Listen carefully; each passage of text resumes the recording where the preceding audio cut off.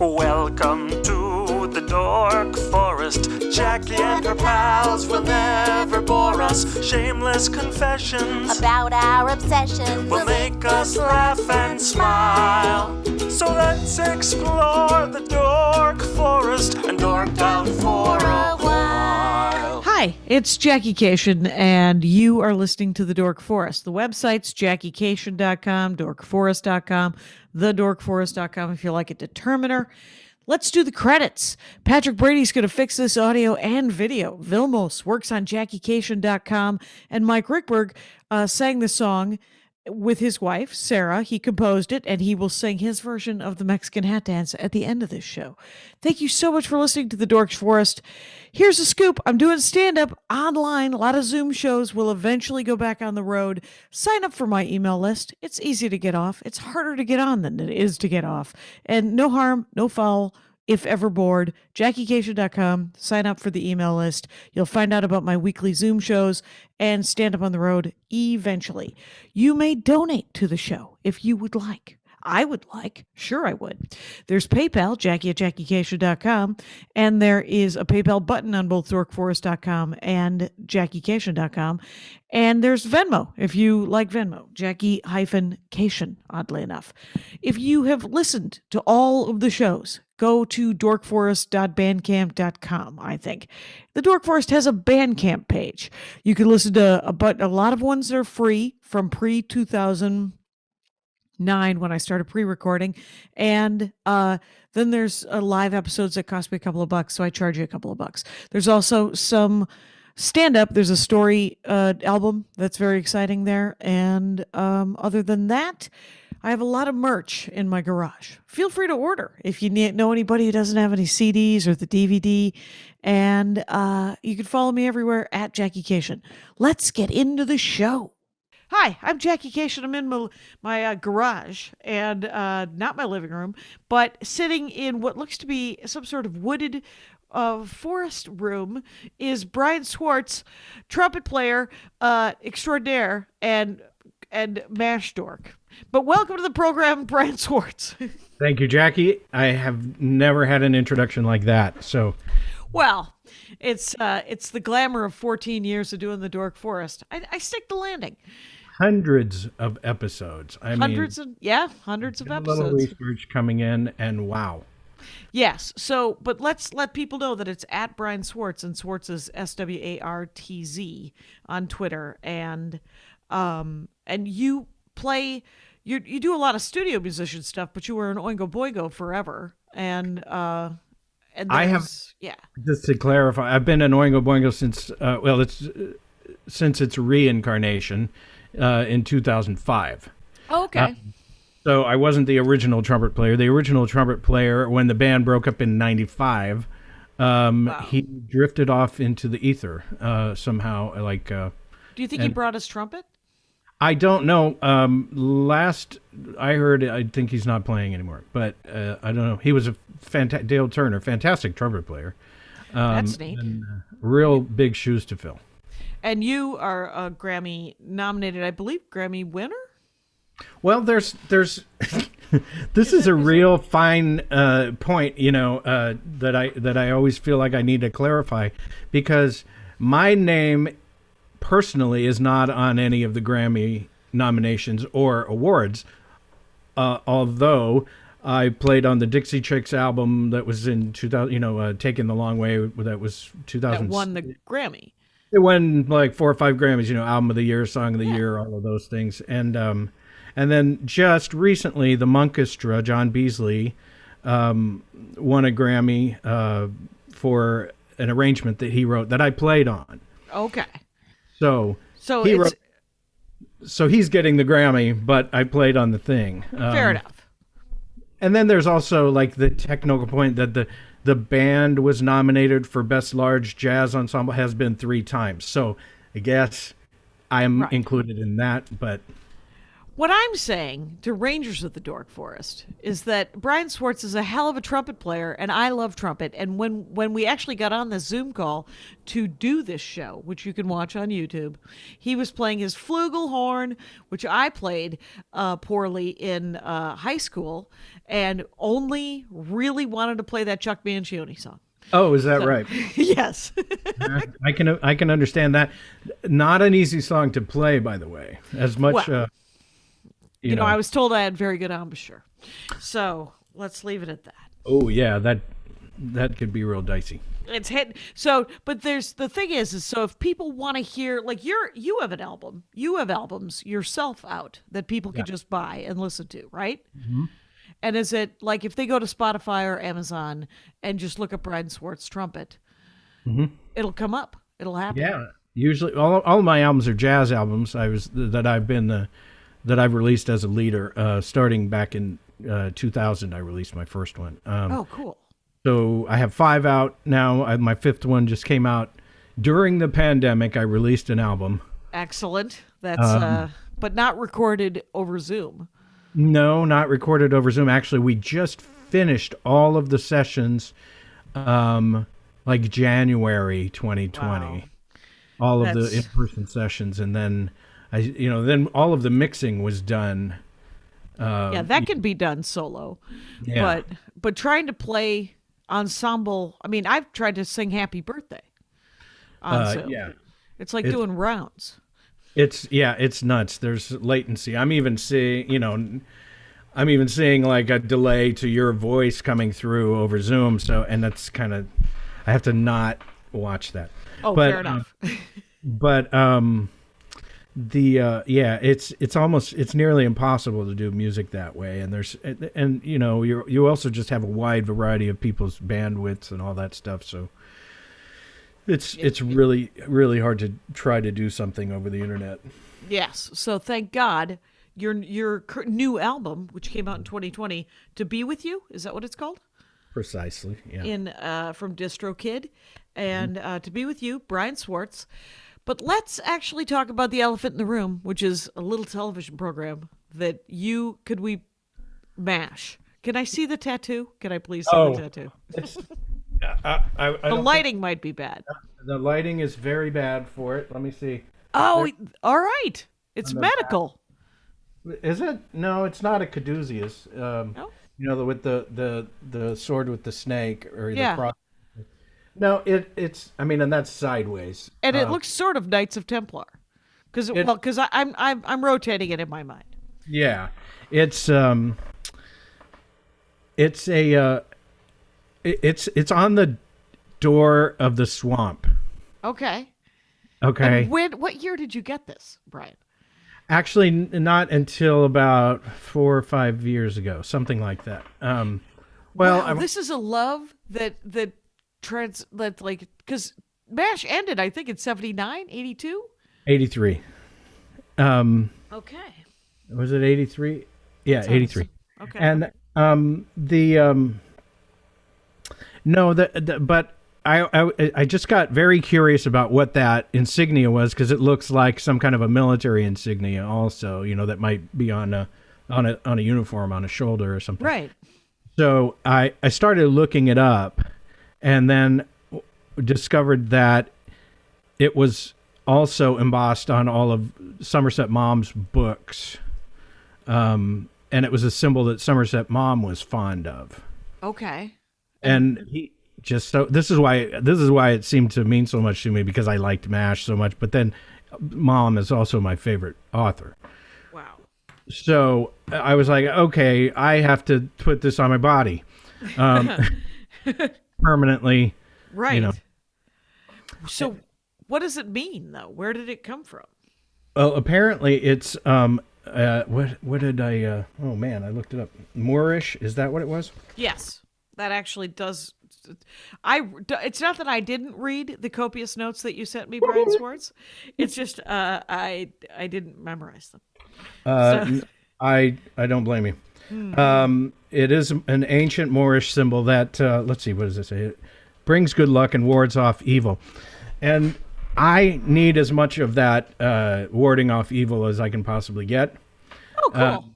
And that's why it's on the back of my arm, so like people can't give me the evil eye behind me. So That's it's a weird thing in the Armenian church. The vestments, there's a weird sort of vampire cape that they wear, and it has a high collar, and that's so the devil can't get you from behind. Oh, okay. So it's like that.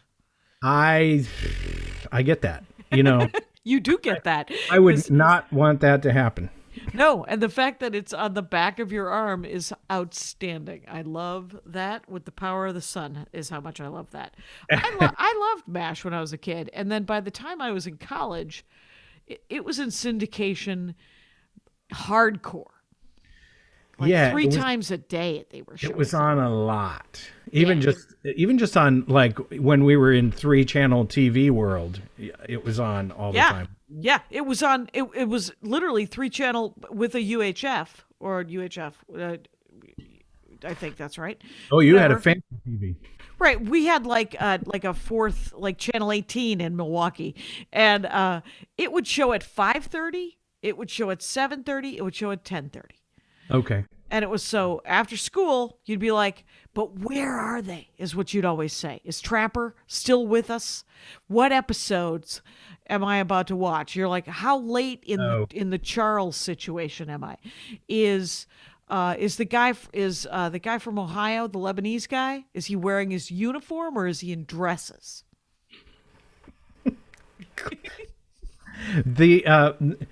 I always actually questioned whether they were even showing them in sequence at that point. I don't know if they were even doing it. I mean, of course, I guess maybe we're talking probably about the 80s. I guess they weren't. Maybe I wasn't that attuned to it. But once we got into once where it was on cable all the time. Yeah. And I don't even remember what channel it was on, but it was on cable all the time. Then they were showing it in sequence for sure. And then, you knew when you got to the finale, okay, great, it's going to start over. Yep. And the good episodes are coming again. Because it really was. It was right out, because it was a movie, right? The finale did you was, see yeah. No, the actual film that it became a Yeah, it was a novel, then it was a movie, and then... Who wrote the novel? Ronald Hooker. Richard Hooker, sorry. Okay, and then it was a movie with, I think, Sutherland? Yes, Donald Sutherland, Elliot Gould. Yes. Robert Duvall was in it. He was Frank Burns in the movie. Oh, cool. And that was a dark movie, man. Sally Kellerman was Margaret Houlihan, was Hot Lips Houlihan. Hot Lips Houlihan. Okay, so did you watch it like, I don't even know. I think you're like 10 years younger than I am. But, I mean, I think that the thing is did you watch it real time when you were a kid? You know what? I struggle with this sometimes to think. I think I did because I think my parents watched it. I think everybody watched it. Everybody watched it. When it was on. So I seem to remember that there are episodes that I remember watching originally, when they first aired. But again, I would have... no, I was born in 1967. So, so when this was airing, I was real young, Right, but I was born in 1965, and so those 2 years are pretty tight. I like pretty important when it comes to like remembering television. Oh, because I can't. But it looks like is because what I did was I had you sort of go through and pick your favorite episodes because I remember watching it and just loving. Because we're right after Vietnam in my mind, right? Mm-hmm. When I was a child, Vietnam was over once I became sort of sentient, and it was vilified and it was not celebrated in any way, shape, or form, right? Mm-hmm. Mm-hmm. So, M.A.S.H came on, and it was sort of it did a couple of things. It made you sympathetic to people who didn't want to be there. Mm-hmm. And it also gave you this sort of horror of war kind of vibe. Well, I also think that both the movie and the series were sort of made in protest. Were more like a protest to war rather than a celebration of it. And since it was since it started during the Vietnam War, I'm sure it was a direct protest. Direct, Yeah, but it did humanize, because I remember, they're canonized, right? Support the troops, support the troops, support the troops. Back then it was anyone who joins the service is doing it because they want to murder people and rape babies. Yeah. And that's sort of how I was raised. Did you have any relatives that went over to Vietnam? Yeah, one of my uncles went to Vietnam, and but we weren't in touch with that side of the family. And I only found out later. All of my brothers had various medical, like only my brother Terry, I think, would have been eligible for the draft. Bone spurs. And he had an actual bone degeneration in his hip. Oh, okay. And so he had one of his legs was shorter than the other. And so it was real. It wasn't so much, it wasn't a sort of a Donald Trump, kind of, hey, I can't go. I'm doing my hair. Yeah. But my brother Phil could have gone, but he is deaf in one ear. My brother Scott has epilepsy. And my brother Russ was going to join the Navy. And my dad told him, I was in the Navy. Why don't you just get up at 5 o'clock in the morning a couple of times and see how fun that is? As my father liked to say, you could always just leave town. You don't have to join the service. You could just go somewhere else, and if you want to get out of town. Hop on a train and just Yes. have an adventure. Because my father was in the Marines. Oh, really? He had joined the Navy in 54, I think. And he got out in 60 because he heard about Vietnam. Oh. And he joined in 54, and he joined the Navy, and he was a medic. And the Marines get their medics from the Navy. Okay. And he didn't know that. And so all of a sudden he's with the Marines, and he's like, yeah, I wouldn't last a heartbeat with these guys. They're going to go very dangerous places, and I'm going to die. So he did not re-up in 1960. Mm-hmm. Yeah. My father was a career Air Force bandsman. He was a trumpet player for the Air Force. Oh, cool. So we, and I think he joined in, I want to say 57, 58. Okay. And retired. I think he retired around the time that I graduated high school, 86. Wow, he was in for the 20. 30, yeah. And 30. That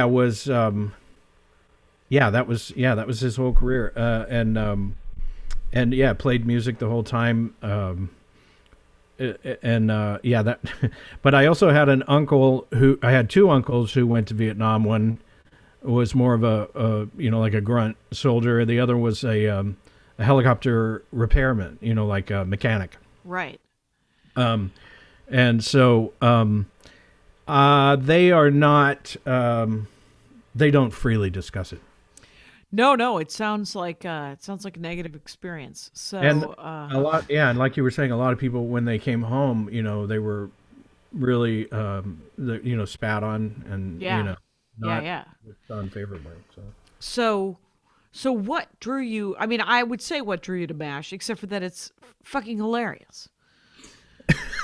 So that's what drew me to M.A.S.H. I thought it was easily one of the funniest, darkest things I had ever seen. That's an interesting way to put it, and that's probably a lot of why. There also, since I grew up not being in the military myself, but around military, there's a certain amount that I can relate to about all of the culture around the military, and rank and how important it is, and how the enlisted people despise the officers, and officers think the enlisted people are nothing, and Right. They're just there to be put to work. So there's all of that. But yeah, hilarious. I think I try to figure this out every once in a while, and I think really what I like over the long period of time is just I can always relate to the smart ass Hawkeye, like just the constantly making some stupid comment about any particular thing, and it's you have to make a joke, and I currently get admonished for it every in my day-to-day life. Do you feel so? You mostly relate to Hawkeye. I mean, he's the coolest, obviously. Though Trapper John. Yeah. Well, there's so many different weird things about these characters because, Hawkeye was single the whole time. Mm-hmm. Trapper was married. B.J. Honeycutt was married. But Trapper was just like acted as though he were single, and right. Also, this is the other thing that when I took this dive into making notes about this week, I'm like, I wonder how much of this cancel culture is going to come down on this show, like looking back and go, geez, they really treated women like crap. And except for it's accurate. I mean, the thing is they treated, the thing is it is a slice of life. If you were to go back, so I remember as a kid watching Bewitched and I was like, what is she doing? Why is she waiting on these guys? They have legs. And so I don't know how it holds up. Have you watched some of it recently? What, M.A.S.H? M.A.S.H. Yeah.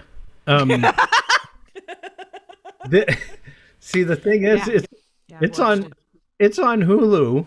In fact, I made a note. Let's see. I'm currently on episode, season 7, episode 12 again. And I say again because I racked my brain to think of how many times I've seen all of the seasons. Sure. And I honestly can't come up with a number. And do you skip episodes? Do you cherry pick at this point? There's something I have a very weird I can't think of the word, but nature of like, no, I kind of feel like I need to go through all of them. Oh, okay, so you're a completist. There's completist. I didn't know there was a thing for it. But every once in a while there's one where I just can't watch that one again. Right. So, because you said your first favorite episode is in season 2. Yeah. So what's wrong with season 1?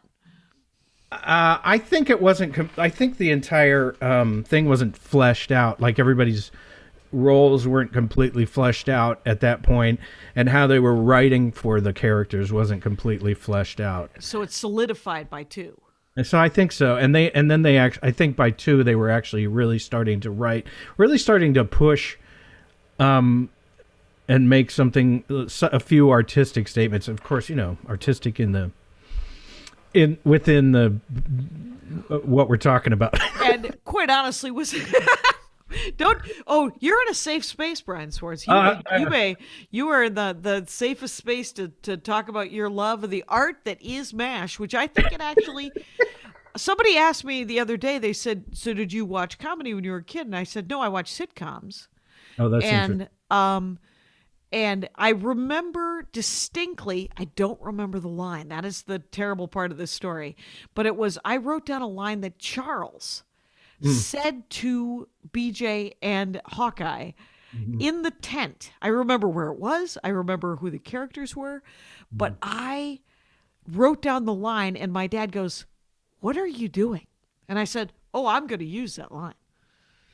That's a great line because in everyday life. In everyday life, because Charles just shut them down.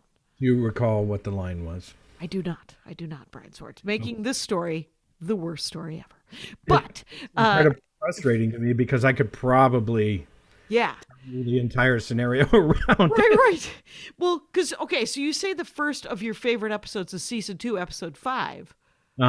Dr. Pierce and Mr. Hyde. Which one was that? Which what? I'm sorry? Which episode? What was the plot? Well, that was the one where Hawkeye went through a bout of insomnia and couldn't get to sleep. And they kept having new casualties coming in, so he would get a rush of adrenaline and then just jump back in and start, working with the casualties again. And he went through 2 days of doing that and then started getting delirious and just wandering around the camp. Right. And it really, first of all, the thing that I like the most about it is very early in the episode, he had just come off a shift and Radar's trying to, help him get into his, hey, I'm supposed to help you get into bed or something. So, and then a helicopter starts showing up. And so Hawkeye takes this look out the window and there's this really great shot that's taken from outside the tent. And it's an above shot where you can see his face, you can see inside the tent, and it's just it's just a really great shot, and it's one of those shots that just sticks in my mind of like one of the better shots through the whole series.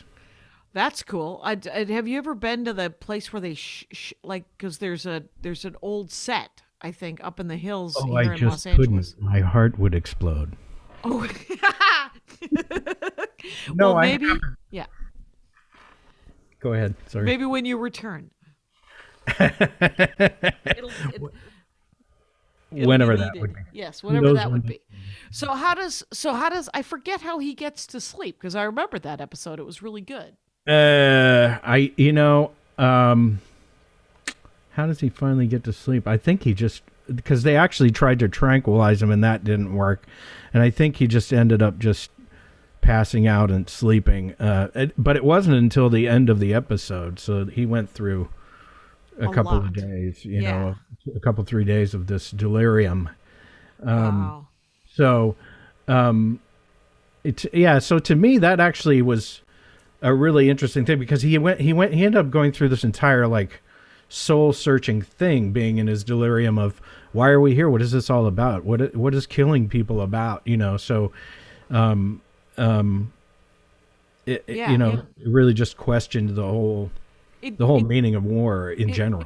Right. It really does. I remember that episode where they shot where he's dressed as Groucho. And he does a very good Groucho impression. Mm-hmm.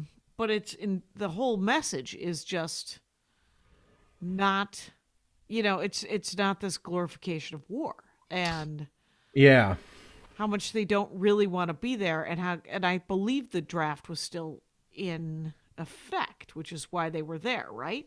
Yeah, it was in effect. That it was actually, the draft was in effect up through the end of Vietnam, I want to say, or maybe so sometime in the 70s they stopped the draft. Okay.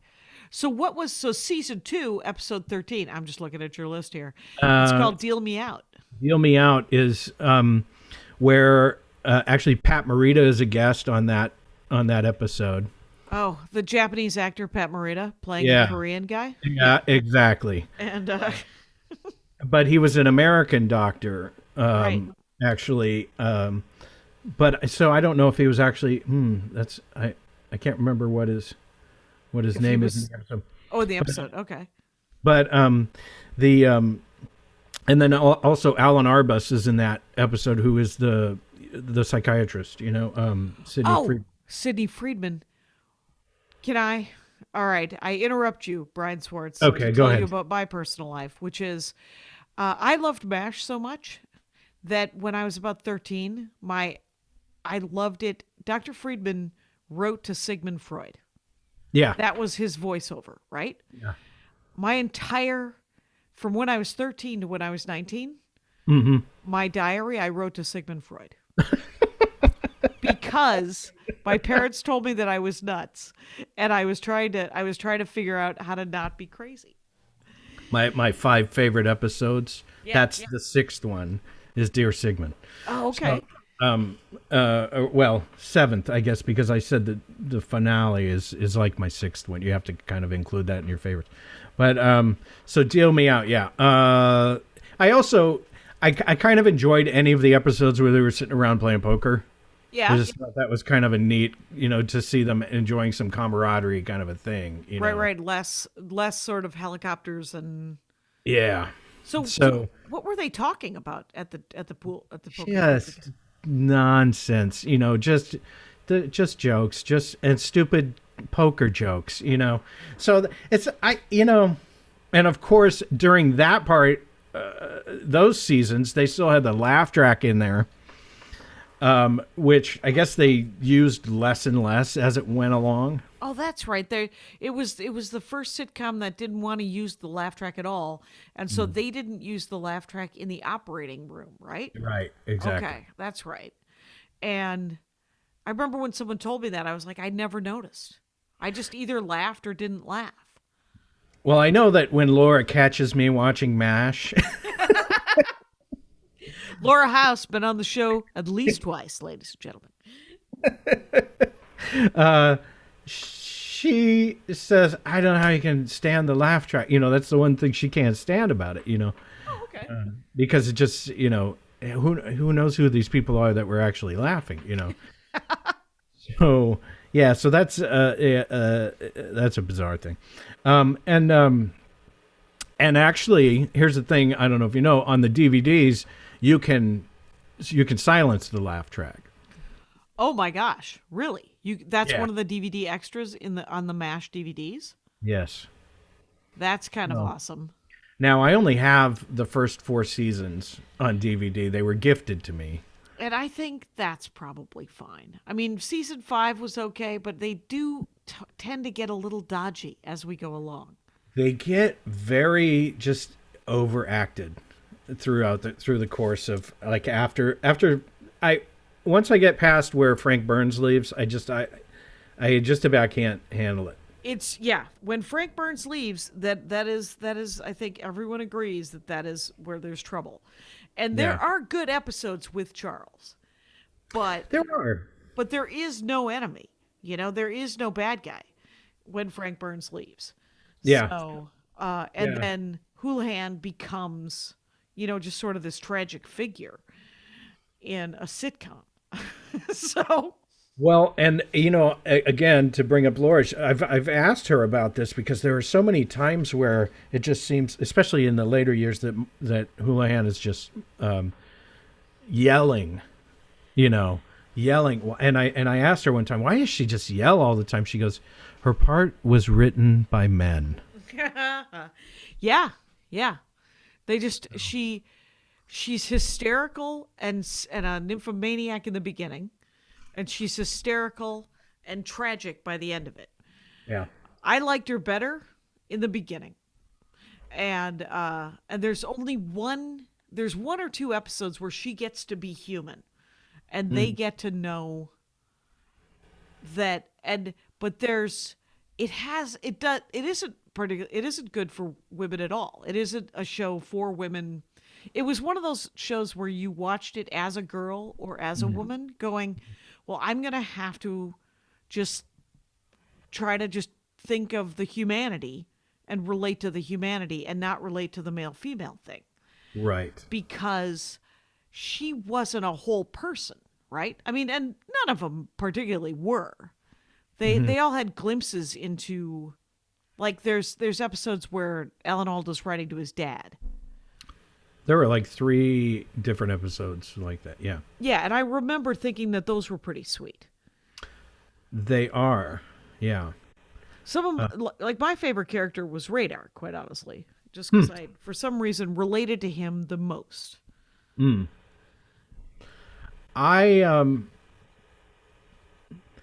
I think he's essential to the show working. But I got to say, he's not always my favorite. There are places where, like an episode was featured, where he was featured, where I'm just like, yeah, they really tried really hard to make that about him, and Right. Like they're trying to make him fall in love with a woman who likes Tolstoy and Bach and all of that stuff. Oh, right. They do the sort of the Pinocchio thing. It's not Pinocchio. It's the Scarlet Pimpernel, who is the one who had the lines and would feed them to somebody. Cyrano de Bergerac. Yeah. That's how the Dork Forest goes, by the way, is we go from a Disney classic to the actual right answer. So, we did it without researching it. Aren't we proud of ourselves? We did. Yeah, we are. Is the third episode, season 3, episode 11, Adam's Rib, is that the one with the coleslaw? That is the one with the coleslaw, and he orders the ribs from Chicago. Yeah. Yeah. Because he got a craving, because they had the same food for like 21 days or something like that, Yeah. fish. My brother and Russ liver. and my brother Phil references the coleslaw episode on the regular. Oh, well, it's funny that you would call it the coleslaw episode because the punchline is they forgot the coleslaw, Exactly. Yeah. Yeah. You sent all the way to Chicago and no coleslaw? Right. And that is a very good episode. And the fact that it got there, I remember a couple of times trying to figure out sort of the postal service and how it got there still edible kind of thing, Have you Well, they ever- go into pretty great detail in the episode about, hey, make sure it's packaged as medical, supplies and, Oh, I forgot about that. and Okay. so, yeah. And what about the barbecue sauce? Well, we can't use real blood in in experiments, so we use barbecue sauce. Oh my God, that's so funny. It was. What about this next one, season 3, episode 24, Abyssinia Henry? I don't even know what that is. That is when Henry gets killed off. Oh shit! I have to tell you that I saw that live, I and think a lot of people did. and I sobbed like a baby. Yeah. It's so weird when a sitcom will make you cry, and a character where you're just like, wait, did they just kill a guy at a sitcom? Like previously you're just watching Brady Bunch, right? Right. And the Beverly Hillbillies. They're not going to kill off Granny, and she's Right. 100 years old. Right. And what they would do previously is they would kill her off and then just replace her with somebody who looked kind of like her. Like Right. like in Bewitched, they changed the husbands, And they did not mention why. they didn't say anything about it. Just a guy whose name is also Dick. Yep. And then he's going to play Darren. Dick York, Dick Sargent. Okay. I guess and he looks close enough. Like, okay, fine. Get it. That's hilarious. It's I think that it's important. I was just thinking about how M.A.S.H itself might kind of reminds me. Well, hello, Laura House, who's doing. Hello. Hello, I'm interviewing. I can't hear. Oh God. I'm video bombing. You're Zoom bombing this Dork Forest with Brian Swartz. Mash, this- mash, mash, mash, mash, mash. Klinger. Who is Klinger. Rizzo. Klinger? Here, what should I ask Brian about M.A.S.H? Oh gosh, I don't know what you've been Nothing. talking about, but I can tell you he loves Frank Burns. Oh, well, let's find out why. Okay. Brian, why do you like Frank Burns? Well, first of all, the great Laura House people.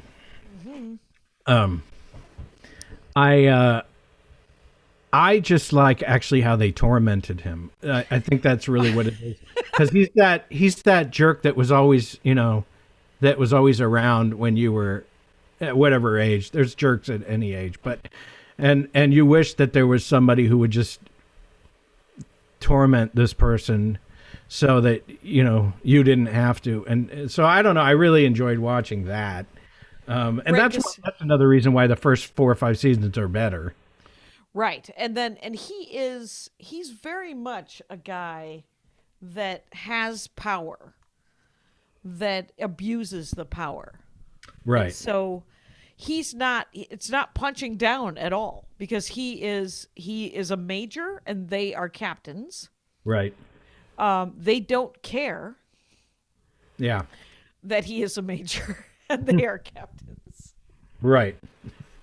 He is having an affair with Hot Lips Houlihan, right? Uh-huh. And I don't know what to say. This is a real clock eater, though, I will tell you that. Laura House Zoom bombing the show, you guys. Very important. Look how adorable they are, though. Rangers of the Dork Forest. Pardon? No, yeah, boy. You got to watch this on YouTube, because it's important to see how adorable Laura House and Brian Swartz are. And I will leave you, but I do want to say I have walked in on him watching M.A.S.H so many times.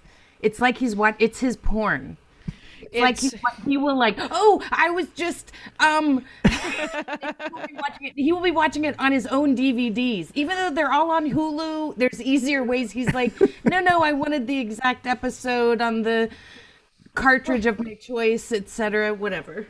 he can turn off the laugh track, Laura House. I don't think you understand. You can Yeah. turn off the laugh track. On the DVD, you can turn off the laugh track. Okay, fair enough. Yeah. I really don't understand. So you should like it because of that. You should like the DVDs because never mind. Right. You don't have to get it. All right, love you guys. Love you too. Let me say, again, the Dork Forest, a safe space. You get to love M.A.S.H as much as you want, Brian Swartz. Yeah. So, no, I really enjoy how much they torment Frank Burns and how he just keeps coming. You know, he just never seems to. It just never gets old for me to see him get it. And there's no arc. There's no arc with him at all. Like, he never learns. Yeah. No, I mean, He remains a terrible person until he is sent home and given a really sweet civilian gig, if I remember correctly. he got, from what I remember, he got promoted. He got promoted to lieutenant colonel. Wow.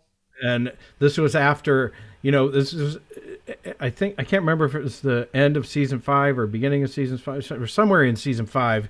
He, Margaret gets married, and he, shows up, trying to foil the wedding, but he went to the wrong place, and then got, and he was drunk and got thrown in jail, and then I don't know, somehow he got promoted and sent home. So. I have to say, there are lines from M.A.S.H that I think of, like "Lipless Wonder." That is a Frank Burns reference, also. It is the Frank Burns episode where I can go in, I can go out, I can go in, I can go out. He's not under house arrest, it turns out. Right, because he said that to Hawkeye because Hawkeye was under house arrest. And then in the same episode, Frank got mistaken. I don't know how to say this, but he got accused. Somebody yelled rape on him. Okay. And he was like, no, I wasn't. I can't remember the actress's name who was the guest star on that show, but just to get out of being caught with him, she yelled rape, and so he got caught with her. And then he was under arrest, and then Hawkeye later did the same thing back to him. See, I can go in, I can go out. And it's nice to be nice to the nice. That's my third Frank Burns line. Yeah, that's from one of the first episodes. If not, that's from the one where Henry brought home a very young, like 21-year-old. Right. A young woman who he was sleeping with. Yeah. Cheating on his wife, and he was going to leave his wife. And so he was introducing the girl to everybody. And that's right. There was some good topics. Like there was the one guy who, with BJ, it was like the tall blonde soldier who had a non-wife and baby that he was just going to go home because he was going home, and he was going to leave his wife as the mother of his child, who is Korean, and his baby. Mm-hmm. And I think BJ was taking, or was it Radar? It was Radar. Okay, who was helping with the mother and child.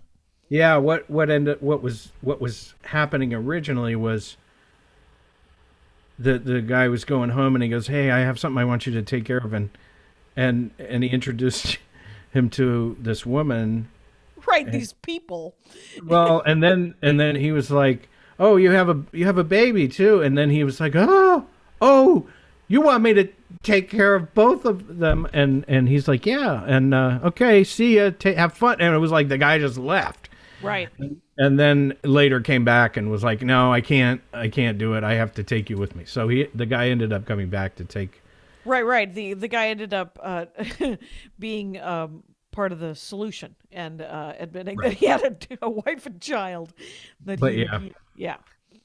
And then there was another time where Radar got accused of fathering a child by somebody else, by another woman, who just said, "Oh yeah, it was him. He said he was a doctor, and and we slept together." But Radar was like, "No, I didn't do it, but I do it, but I didn't do this." Oh, right. There's a lot of talk about how Radar is super innocent, and I think that was one of the things I liked about him is because his character was from Iowa, if I remember correctly. Yeah, and as a matter of fact. Oh, okay. And then in Wisconsin, it's right there with Iowa, and so I felt like I related to him. Well, I grew up. Part of one of the places my dad was stationed in the Air Force was Offutt Air Force Base, which is in Bellevue, Nebraska. So right outside of Omaha. So I have experienced the tundra that is Nebraska for sure. I've done Nebraska. I've even done Bellevue. No. Yeah. The wind will cut you in half and count the rings in the winter. Yeah, in North Dakota as well. Experienced that wind chill factor for sure. Yeah, gnarly. We were there for most of my grade school years. Yeah. Oh, really? Was your dad ever stationed in Minot? No, that's Alaska, isn't it? No, it's Minot, North Dakota. North Dakota, no. Yeah, there's a bunch of. If North Dakota were a country, it would be a nuclear power. It would be the most powerful country in the world as far as nukes. Okay. Yeah, because that's where all the silos are. Oh, that's where the silos are. Well, the Offutt outside of Omaha was the bomber headquarters at the time. So that's where all the B-52 bombers were. Oh, right. And your dad was in the marching band. Yeah. Awesome. So, not a fighter. He's a lover, not a fighter. He's a lover, not a fighter. He's a trumpet player, not a fighter. And so when Henry dies, then Colonel Potter? Colonel Potter shows up. Right. And he is awesome. Those were some of my favorite. I mean, as much as I like the Trapper, Henry, Frank Burns, those first episodes with 3 episodes in, I would say Colonel Potter's my favorite. Okay, I'll go along with like the beginning of Colonel Potter being there, but after a short period of time, it started getting. Did it grate on you a little? It really does, because they really started to write for this, guy from Hannibal, Missouri, and so he had all of these weird sayings that he would say, and Yeah, and he had the horse stuff. Yeah, and had the horse, and to me that just got a little bit. That's a little bit too much for me. Right. when they overwrite for somebody like that. I don't know. Yeah, it's so what's season 5, episode 17, Dear Ma? 5/7, Dear Ma. 4/17. Dear Ma is when Radar writes home. Oh. So that is an episode featuring Radar that I really liked. Okay. Because it starts out with him typing, and he just had this nice. They did have a nice way of presenting him in an innocent way, where he would say things that, he didn't know what he was saying, or right. He was very simple. That actor had really, really good timing. Yeah. Yeah, well, you can tell that by how much, when he was on Match Game also, Oh, I love Match Game. And but the way, as was Klinger, Jamie whatever. Jamie Farr. Farr, that's it. Yeah, when the whole ensemble cast was clearly just really good at it felt like, as much as Alan Alda was the star or the breakout star, it did feel more ensemble cast than a lot of sitcoms. Yeah, and they had worked out a lot of timing, and I mean they did so many episodes. We watch shows now, and the seasons are like 9 episodes, 11 episodes. These seasons of M.A.S.H. are like 24 episodes. Right. I noticed that one of your least favorite episodes, well, Abyssinia Henry is episode 24 in season 3, you say. Yeah. Yeah. And then, but there's episode 25 in season 8, April Fools. Which one is, what is that? I don't even, April 8, the 8th season, that was just, it was like nails on a chalkboard most of the time. Again, I think every once in a while they would get inspired, and have like really good episodes that were in some of these seasons. And I know year after year they were getting like Emmy nominations, weren't they? And yeah, stuff like that. So, but there were just some real clunkers. April Fools is where they're all just. I mean, obviously it's April Fool's Day, and they're making an episode about pranking each other on, and the whole premise is. Okay, BJ is the ultimate, Hawkeye thinks he's the ultimate prankster, but BJ's like, nah, I really don't think you are. I think I am. And he goes, I bet I could get everybody, I could prank everybody. And then Hawkeye's, yeah, well, I bet I'll be the last one that you do. And what ends up happening is he pranks. The only one who actually gets pranked is Hawkeye, and everybody was in on acting as though they had gotten pranked. Okay. Yeah. That's exhausting. It's painful. And the dialogue that ensues with all of that and acting as though this just happened, these things just it's really, it is very painful to watch. So consequently, when I get to this point in the series, and if I'm watching, like I said, I'm on episodes or, season 7, 12 right now. If I look it up on Hulu, because they got all the episodes. Yeah. That's what I'm currently on. I just get to a point where I'm like, okay, I feel like I really just need to push through this. and to be I to would be love honest, to give you permission to blow off any episode that you. a lot of this is like it's something that I put on. It's my nap show. The show that I put on when I'm going to take a nap. Or if I can't sleep. And there were, several years where it was hard to sleep, and there was nobody watching, and it didn't matter. Yeah. And it is soothing, quite honestly. And what about the episode? Do you remember the episode where we find out what BJ Honeycutt, what the BJ stands for? Oh, it stands for B and J. Right. His parents' names were B. His mom was B, and his dad was J. Yeah. I remember, I was like, "Is this what the whole episode is going to be about?" Yeah. And then it actually, I did not. That had a pretty good payoff for me. I was all right with that. Really? Well, but what isn't really the whole thing about it's double entendre? That they're trying not to actually use the BJ? the BJ. A BJ joke? Do a Possibly. BJ joke. You would think I would recognize more dick jokes than I do. Sadly. So yeah, it's just a painful thing for me and I make myself go through it, and that's the worst part about it is I make myself endure the pain. Yes. But here's the thing. I have to tell you that that the fact that you're like, you have to put the finale on your favorites. Uh-huh. I remember watching that finale in real time and thinking, nope, this is overkill. This is way too much. Mm-hmm. And it felt like,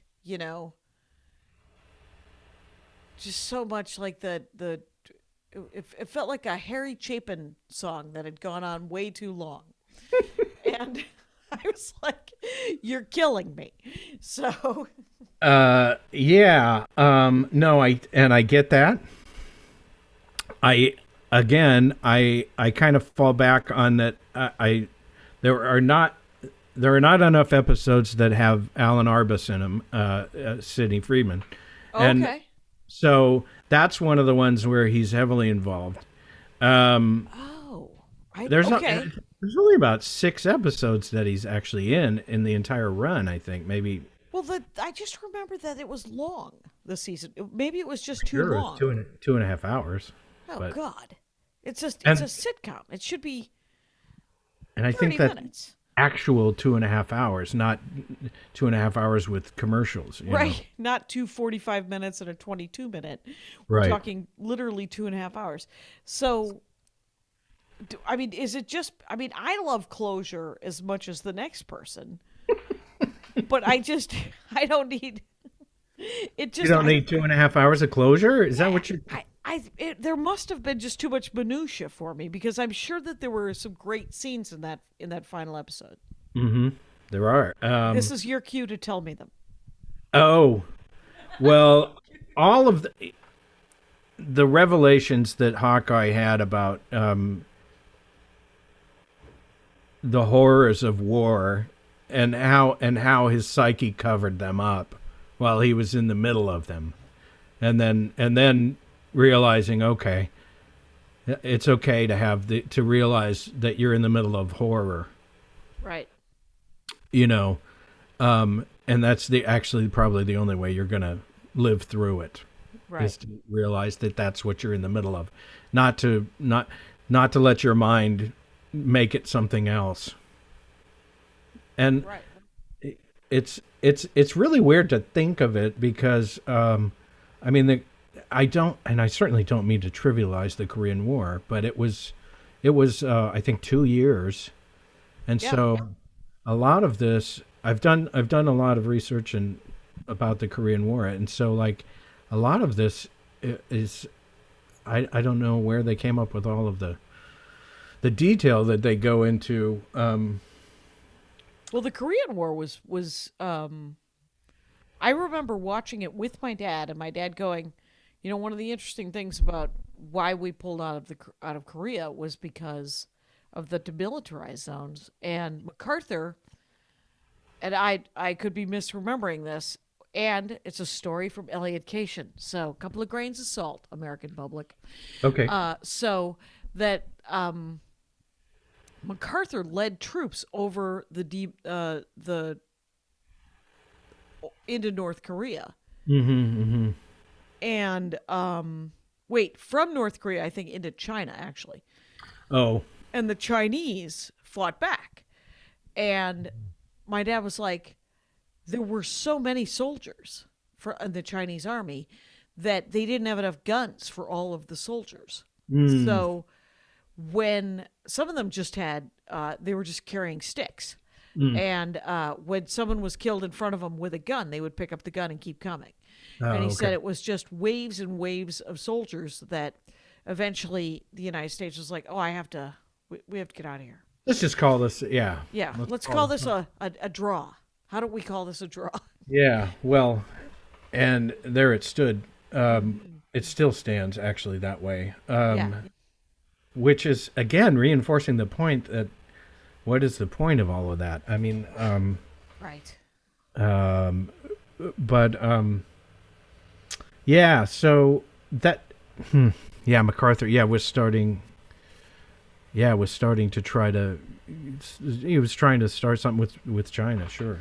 Right. I think he definitely had political aspirations that never really manifested. But he might have even thought he was above that. I mean, wasn't he fired by Truman? Eisenhower. Was it Eisenhower that fired him, or was? Oh, it could have been Truman, When but did Eisenhower came in 1952, because Kennedy was elected in 1960. So, and Truman had been there since Roosevelt died. Since Roosevelt died, yeah. And in 1952 it was. Didn't Truman win in 50? Hi, there's definitely some shouting at people's iPods. Who's listening to this on an iPod, you guys? Ooh. And but we'll have to do another Dork Forest about the Korean War because what they were doing is they were conflating all of the, it was all a parable about Vietnam, but they were set in Korea, so they were trying to use Korea. Yeah. And you know, as the people left the show, you know, I mean, there was Klinger was left at the end, Alan Alda and BJ, right? And Houlihan. Houlihan and Potter, yeah. Okay. And that's who were left from the beginning. Yeah, well, actually, the only ones that were all the way through the show were Houlihan and Pierce and Radar, but Radar left. Yeah, so Klinger came on pretty early. I want to say in like within the first season, but he wasn't in the first several episodes. Right, and he was going for a Section 8, which is when I learned what a Section 8 was. Sure, I mean. What? And by wearing dresses just constantly and coming up with new ways to do that and look it's like wacky. It's wacky. I'm pretty sure that's Laura's favorite is Klinger doing that stuff. I don't know. It appeals to her silliness. Although, you know, as it when Klinger stopped wearing dresses, it's when it stopped being funny too, I think. Right, right. A lot of the show, a lot of things got lost in.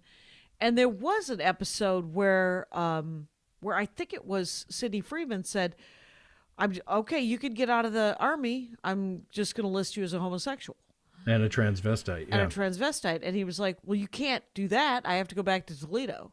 I ain't any of those. Yeah. Yeah, and it's so it. I think it just led it. It's so interesting how slow civilization does move. And how television can actually make it do a little leapfrogging, right? I mean, the Will and Grace TV show was not my favorite show. I was done watching sitcoms by the time Will and Grace came out. Yeah, can't say I watched it. But it did more to normalize homosexuality Oh, okay. than a lot, you know, than most things. Okay. And it came out, and a year later, because it was a hit, or I forget the order of operations of this, but there was a gay character in almost every show. They were like, "Oh, you have to have a gay friend," and then Queer Eye for the Straight Guy or whatever that came out, and then there was the backlash of, well, it doesn't have to be quite so overt. Because people's sexuality doesn't have to be their entire personality, you know? Right. And we don't have to go with the caricatures. And so when I think about what we learned from M.A.S.H, what do you think? I think we did. I think we learned a lot from it. Well, another thing that I was thinking about. Yeah, I suppose you learned how to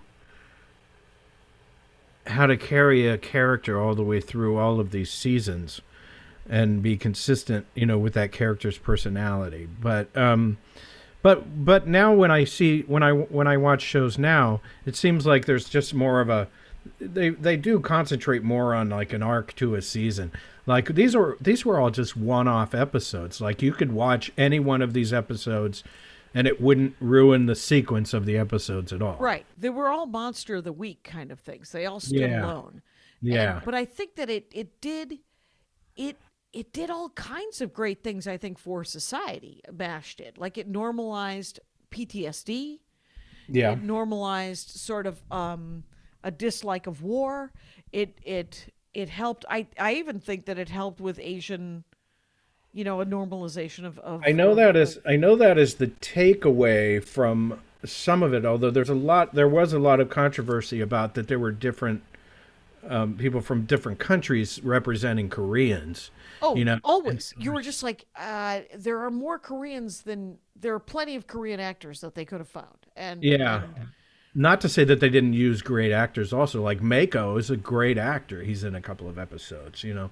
But like and Pat Morita, obviously, great actor. Kelly Nakamura, the woman that played Nurse Callie, fantastic. You know, she was charming the whole time. She was in a lot of the seasons, by the way.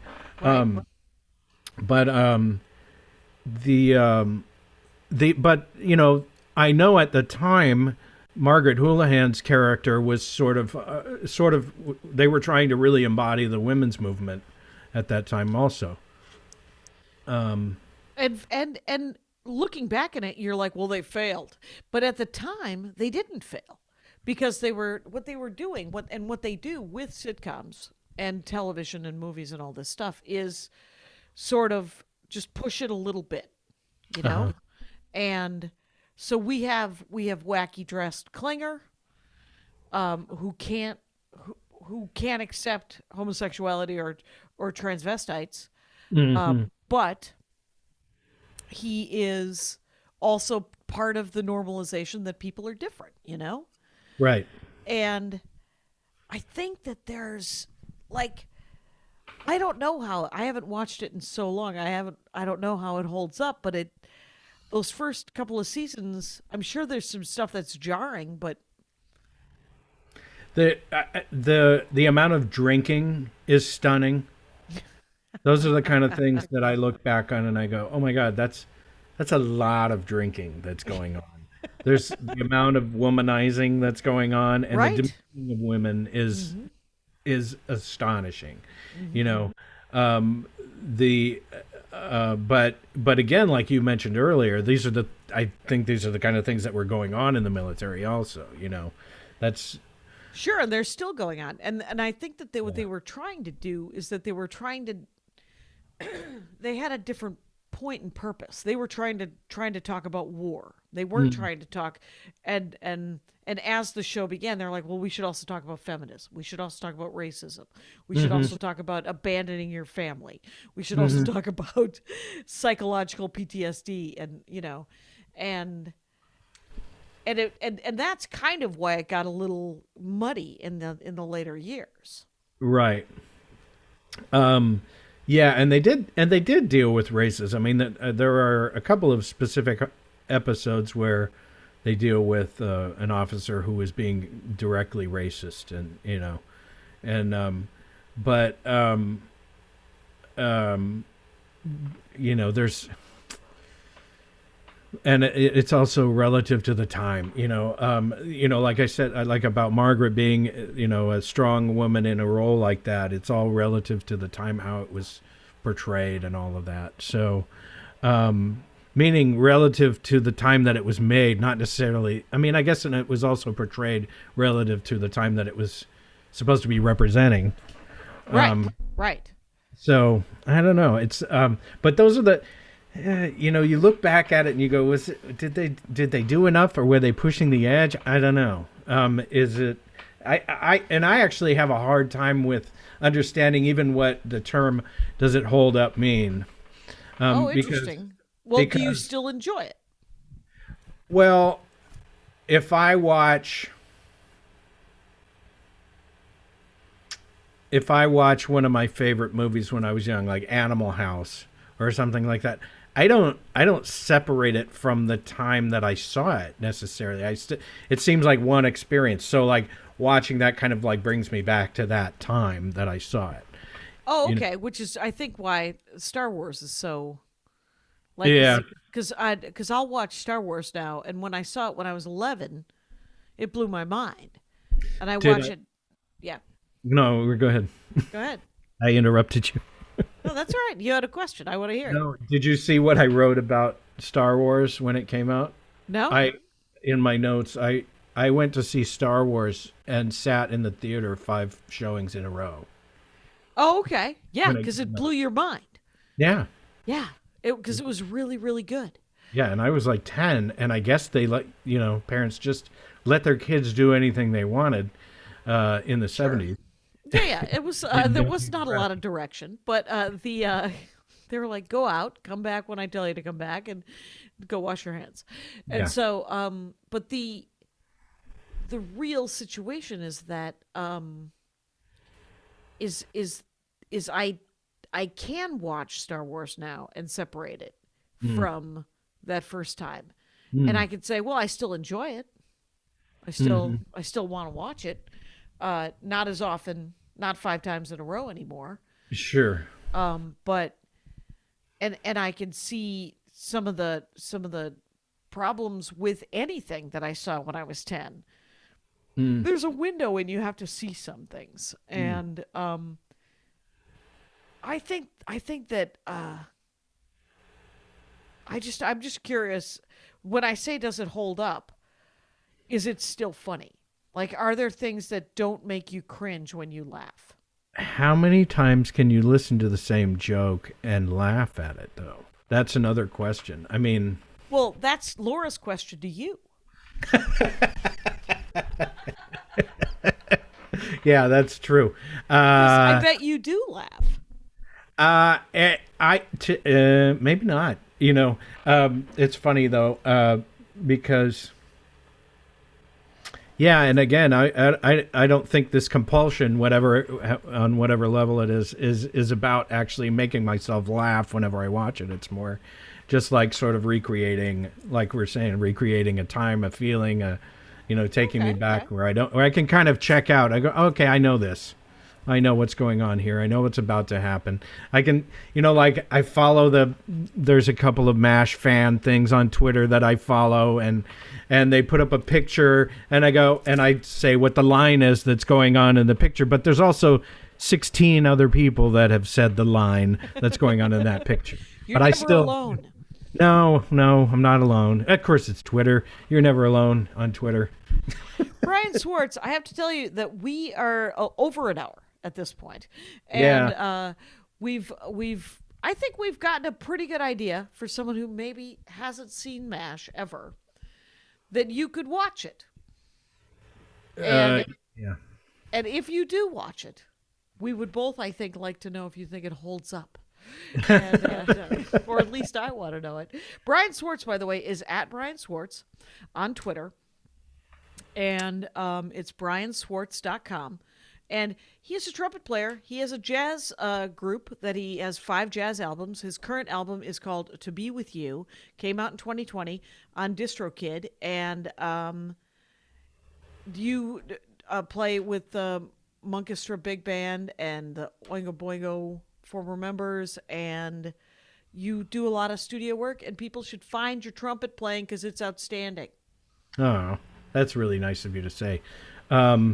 Yeah, and hopefully we'll get to where you can hear me play with these groups again real soon.